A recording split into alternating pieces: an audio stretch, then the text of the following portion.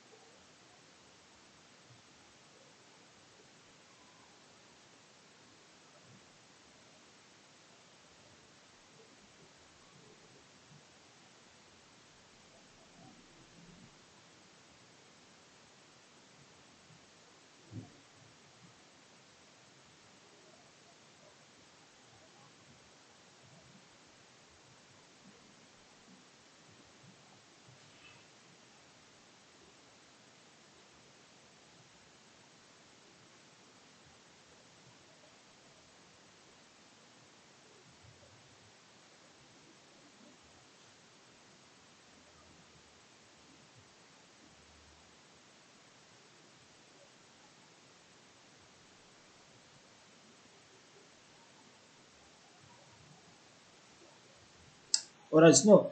Uh, Let us remember why China initially provided South Africa with this particular assistance or aid in a nutshell.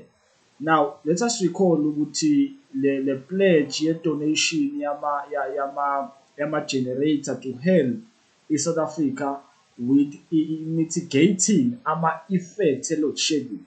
Manje kubalulekile ukuthi ke sikhumbule ukuthi if we say to mitigate effect of load shedding, kusho ukuthi ke uku-assista in certain aspects whereby South Africa might be having difficulties because of load shedding. So now South Africa inama-difficulties kephi-ke ekusustaineni i-supply of power to hospitals, izibhedlela, ama-police station, izikole. Those are vital institutions and also courts in South Africa that require uninterrupted supply of electricity. So now this was the pledge from China to assist or to offer support in terms of providing aid which comes in the form of generators to mitigate this particular problem. Now, it sounds as if South Africa is not becoming or is not appreciating this particular assistance, because if you are being assisted, it is just a matter of sympathy from the side of China in terms of assisting South Africa. But China, let us remember that China is a state, which means it is a country with its own interest. So now that means if China has its own interest, it means they could have said, even if we are not appreciating Nama generator, in saying that they do not have the sufficient capacity in mitigating or in reducing or even ending load shedding, then China would have even took a decision to say, no, we'll sell these particular generators to you at a much cheaper price than initially just giving them to you freely. So it was just a gesture of sympathy from China and a gesture of friendship.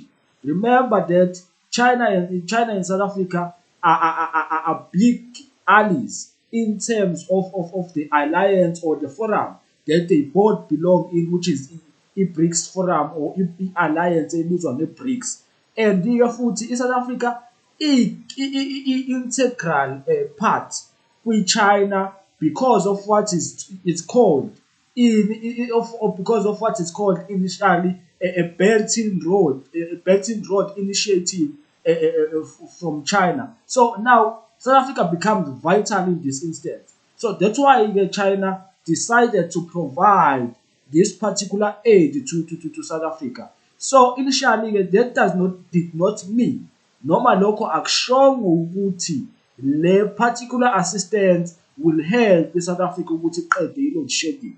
We as South Africa must initially put more effort in initially boosting our own capacity without relying from aid, without relying from assistance from other countries, because initially because ending load shedding kusezandleni zethu. So it becomes wrong from EDA, from those who are saying China has provided us with insufficient initially assistance, because let us remember these generators were offered free of charge. So it was just a matter of a gift. But I will point out why the Democratic Alliance is initially objective or putting this particular kind of a blame or a blame towards China. It is on the basis of ideological or policies or beliefs of the aid. Let us remember the Democratic Alliance, it is a liberal party, and China is regarded as a communist state.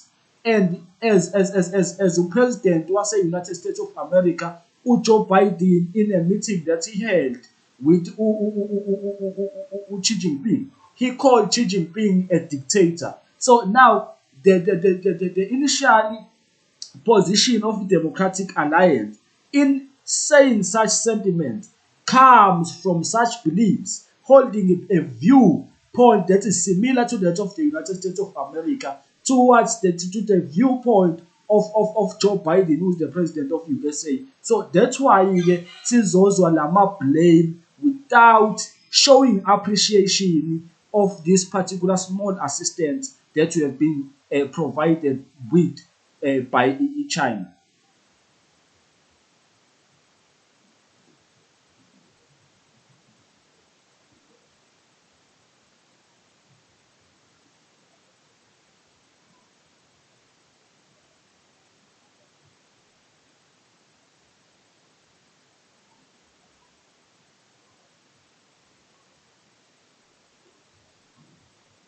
All right. No, it's very important to indicate that now when we're saying why are we not going for an option of India?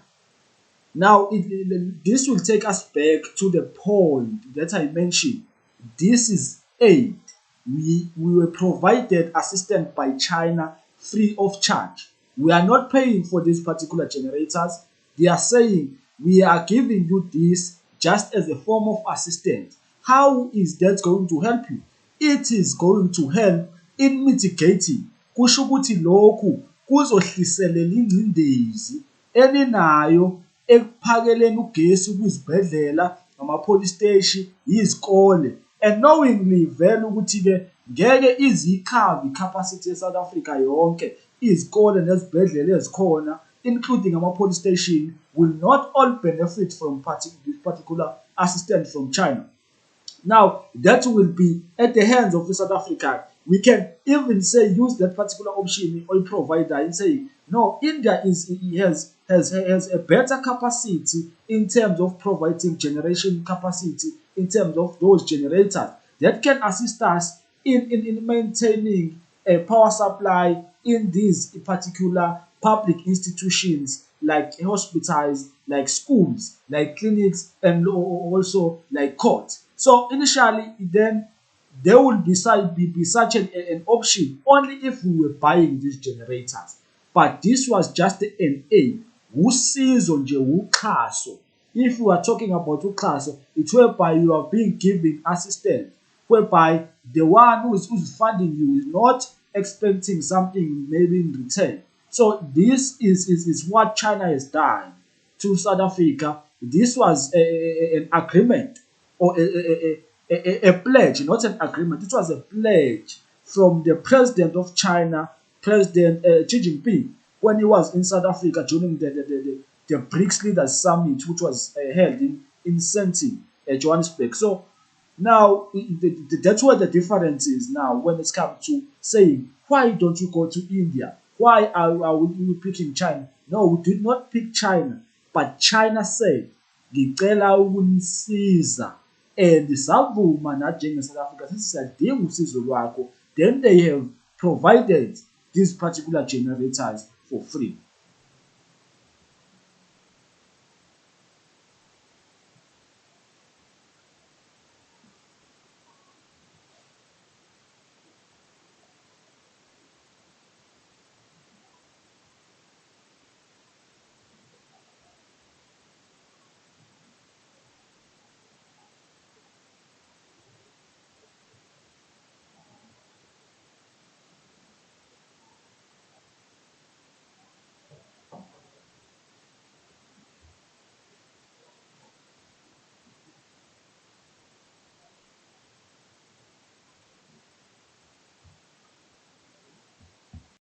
All right, no, former Chief Justice Mogoeng is on point on the basis that now the leader of the state, the president of the country, is the face of South Africa.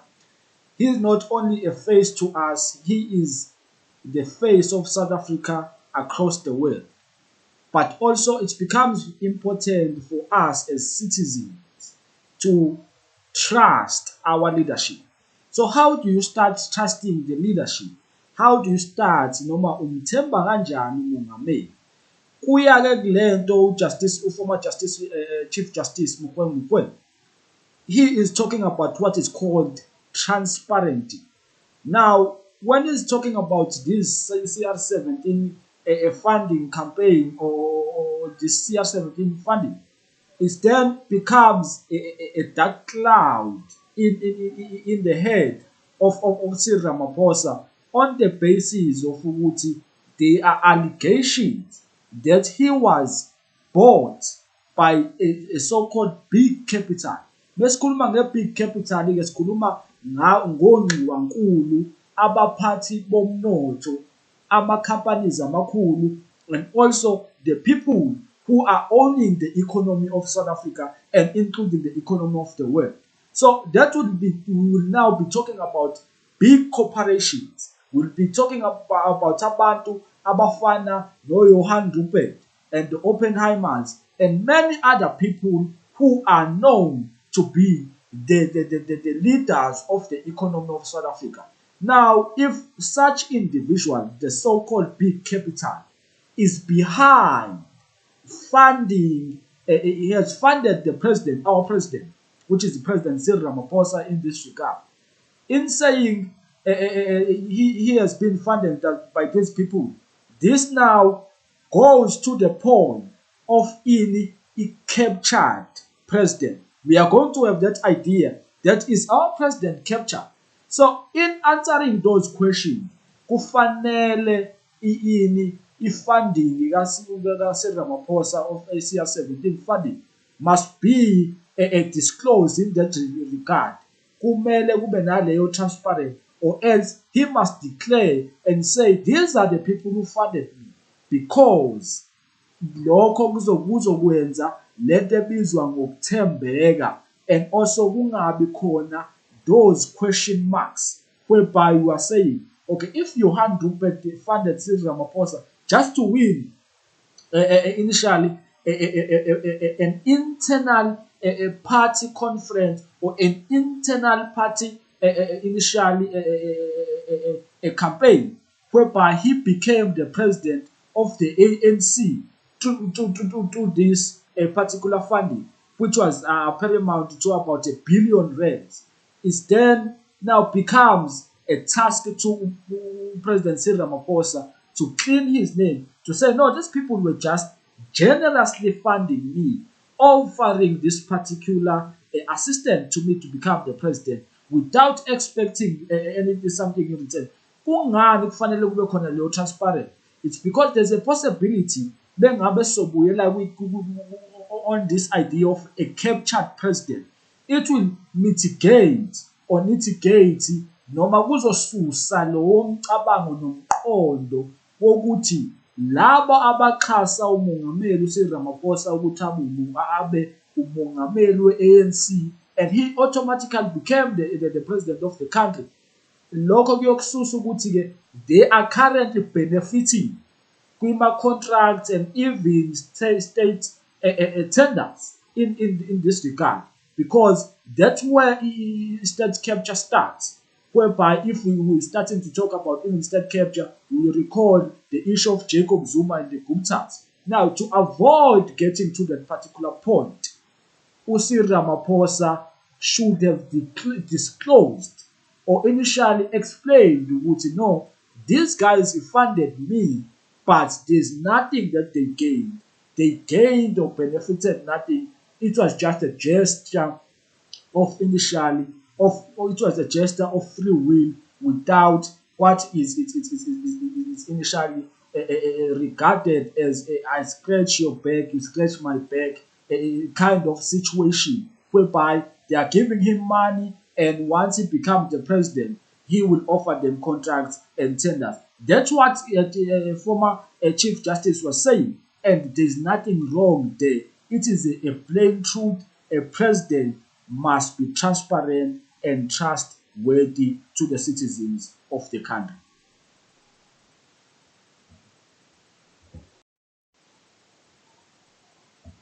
Right. No, remember, my brother, that the current seasons we are in indeed in this particular in a very brutal season when it comes to politics. It's a campaigning season whereby initially we will see brutality, not only brutality, opportunism. So what when we talk about opportunism, sibuyela kuyona lento oyishoyo ukuthi-ke kungenzeka kube khona intuba yokusebenzisa lawo ma-weaknesses kamongameli uCyril Ramaphosa, whereby they would be talking about this CR17 campaign issue in saying, no, this guy cannot be trusted just because he did not disclose, noma asazi ukuthi waye exhaswa yilabo ngxuwankulu abaphathi bezimali babemxhaselana ngoba akazange afune futhi ukuthi sibazi labo bantu abamxhasa. So now then that will become an opportunity that can be used by those who want to gain leverage, to gain advantage over Cyril Ramaphosa or over the leading a party which is the ANC, because Cyril Ramaphosa is the president of the ANC. That means he becomes the face of the party. So him being tainted, his party becomes tainted. So it's then it becomes a case that you are putting now, which there is that particular point whereby lokhu lama weaknesses avezwa former Chief Justice Mukwege can be used as leverage to collapse or to initially to gain more leverage or to gain a more power over Cyril Ramaphosa heading to 2024 general election. So we can say that it's either Mukwege can be might be having a will to contest ukuba umongameli wezwe, noma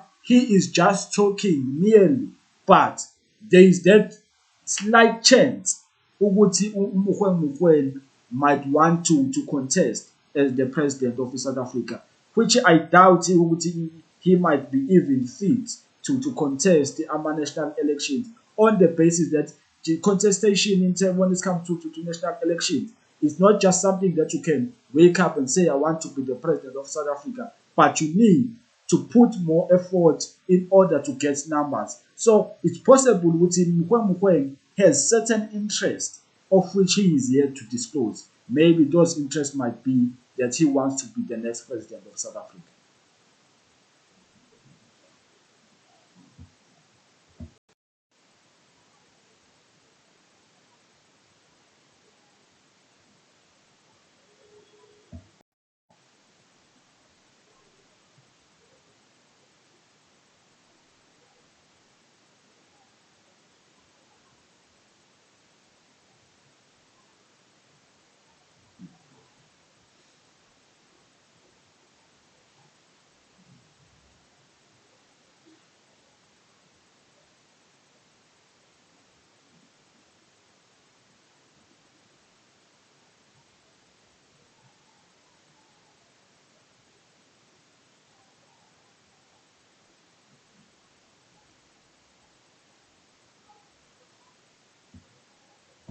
All right. No, my brother, it's very important to follow as Usho. It's important to have a look on this because you point to very important points in saying it was expected ukuthi John Steenhuisen will become the candidate of the Democratic Alliance. But kubalulekile-ke ukuthi sikhumbule ukuthi lisukaphi lelo point le-DA. Now there are two options here. This Roger becomes the candidate of the DA on the ground of what is called a multi-charter. Kusho ukuthi a multi-charter is a coalition agreement between opposition parties, which include the Democratic Alliance, IFP, and other political parties, including Action SA, is also part and parcel of this particular multi-charter party or coalition agreement. So now this means now if you recall initially the idea of having a white president was rejected by certain political parties that are within this multi-charter initially agreement or coalition pact. Then now this idea of Roger becomes an option for DA because the DA, it's clear they want to hold power by all means necessary to be in government, to lead the government of South Africa. Now they have those interests. In having such interest, it means they will need to put someone who will be in line with the agreements that were reached during the negotiations of this multi-charter pact. Now, if you recall, the idea of having a white president was rejected by many political parties. Ekusho ukuthi-ke la maqembu athi isikhathi sokuba nomongameli womlungu eSouth Africa sikakafiki noma kukakafaneli ukuthi izwe libe nomongameli owumlungu. Lokho-ke kuthatha uJohn Steenhuisen umbekele kude mekuza kule multi-charter party or multi-charter agreement. So it then becomes a vital for the DA to find a replacement, and this guy becomes a black face. That's what it is. It is a blackface used as a cover of the Democratic Alliance. But that changes nothing because John Steenhuisen will remain the leader or the federal leader of the Democratic Alliance, and they will continue to pursue the interest of the A and the ideas of the federal leader of John Steenhuisen, or John Steenhuisen will be able to dictate this particular individual, which is Roger. It becomes what is called two centers of power, which the A sizoba nalento esithi sinama two centers of power whereby sinomongameli weqembu kodwa lo mongameli weqembu sizokumdeploya, or will have this particular a party leader who will not be deployed to be the leader in government or to become the next president of the country. That is what the ezoyenza. Lento ayihlukanga nento eyenziwa yi-ANC la KwaZulu Natal, whereby i-ANC nosihlalo uSiboniso Duma, but the premier of KwaZulu Natal becomes umama uNomusa Dube-Ncube, who is not initially the chair of the ANC, and we know that KwaZulu Natal is currently governed by the ANC. So that is called the two centers of power, and that is the strategy by the DA in going to this multi-charter coalition agreement.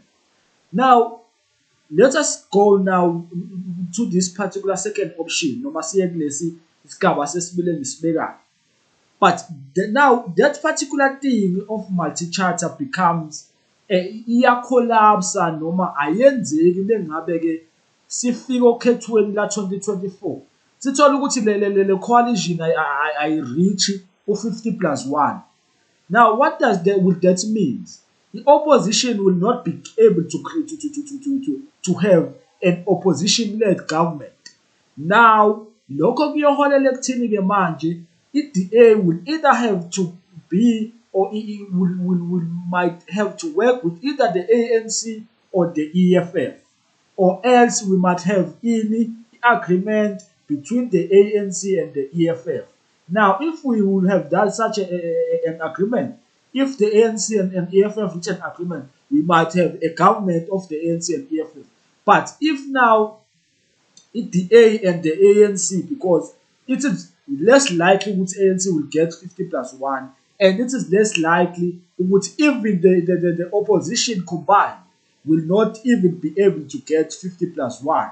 So now we'll have that particular issue when it's come to the outcomes of the 2024 general election. And now the A and also the EFF might also be able to constitute a government and be combined with this particular opposition. Maybe if the DA and the EFF and the opposition, all of them agree, maybe that particular idea can still be pursued. But I doubt which EFF can agree to such a connotation or to such ideas. Now, if i-DA manje iya kuhulumeni ne-ANC, Roger will not become the president of South Africa. They will put John Steenhuisen as the leader of government in business. That means John Steenhuisen will become the deputy president of South Africa, whereby Cyril Ramaphosa becomes the president of South Africa. So that is the current projection, what we can expect as the outcome of the 2024 general elections. And that's what we can expect from within the politics of the Democratic Alliance. So this particular Roger is just becoming a blackface, a cover to cover up initially for this particular need or this idea that South Africa is not ready to have a white president. So he's just a face, but he will not have the powers to lead the country.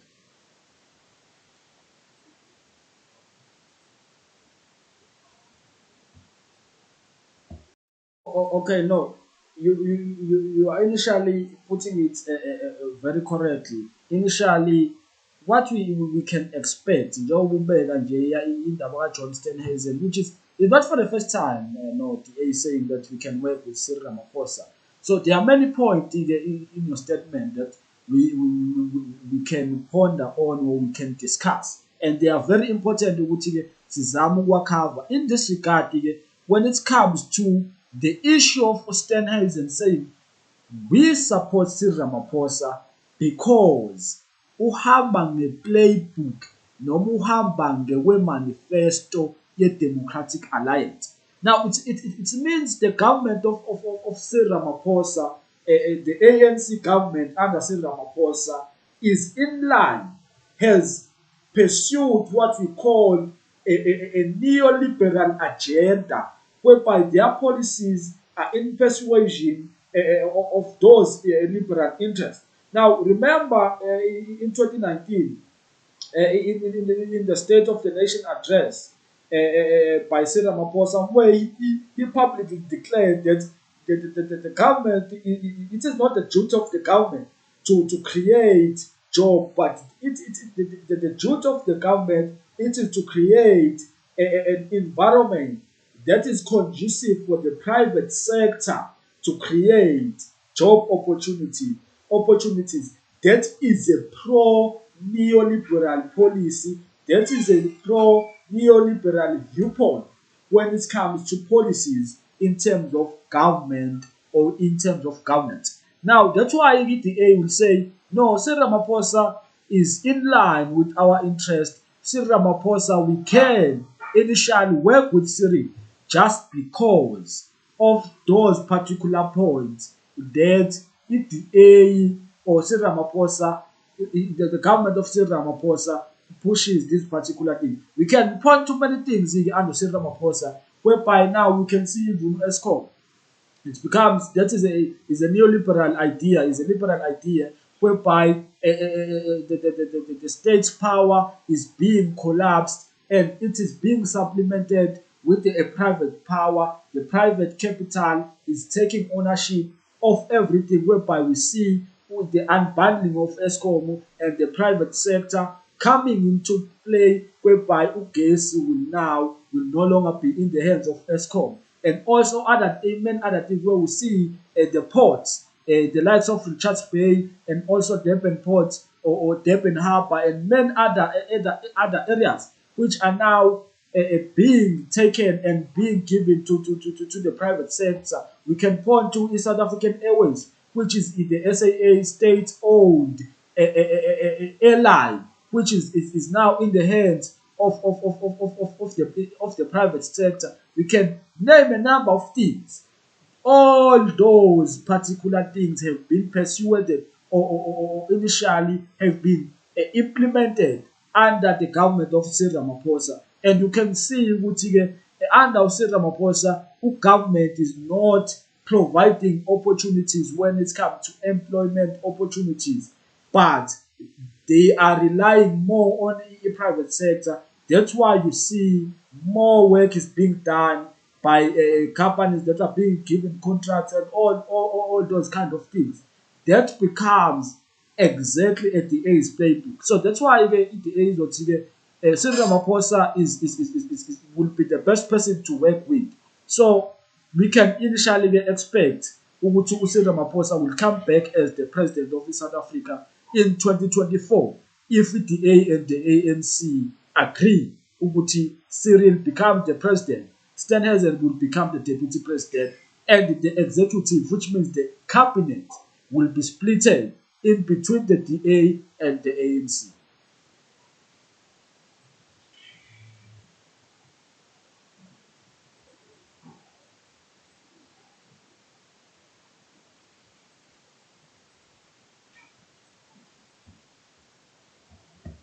They expected the minister and the president to reject these ideas.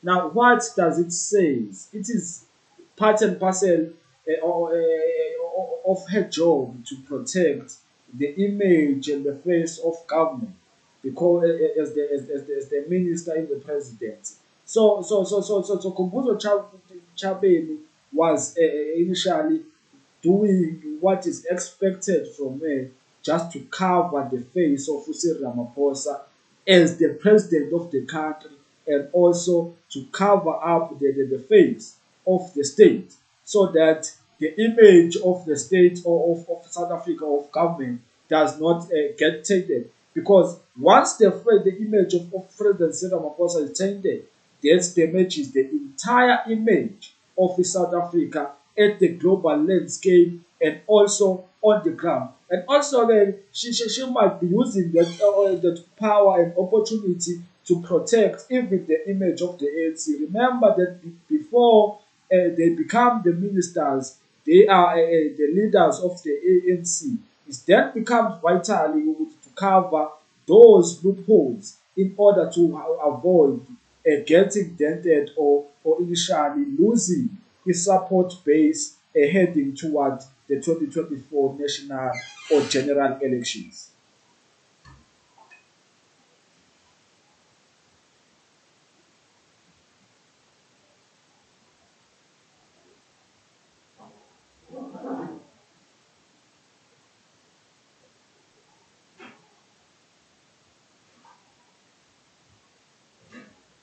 Thank you very much.